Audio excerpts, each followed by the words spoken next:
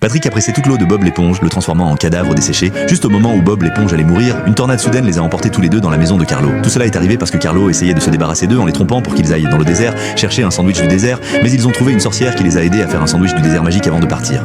Voyant que ce plan n'a pas fonctionné, Carlo les a trompés en leur faisant chercher une fleur imaginaire. Bob l'éponge et Patrick l'ont trouvé aussi. Carlo ne pouvait pas croire qu'il pouvait trouver quoi que ce soit. Il les a encore trompés, leur disant de trouver le monstre du Loch Ness et de le ramener vivant. Squidward pensait qu'il s'en était enfin débarrassé cette fois. Lorsqu'ils ont atteint le territoire du monstre du Loch Ness, SpongeBob a joué un air magique qui a attiré le monstre de manière inattendue. Ils ont réussi à ramener le monstre vivant chez Squidward.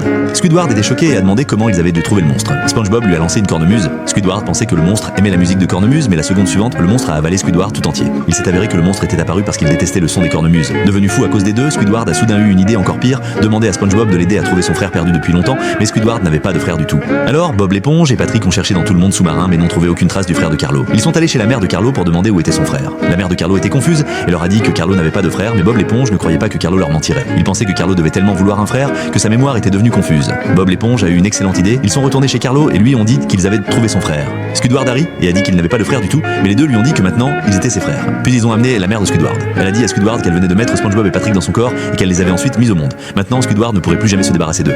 Vous formez une bien jolie famille. Souriez.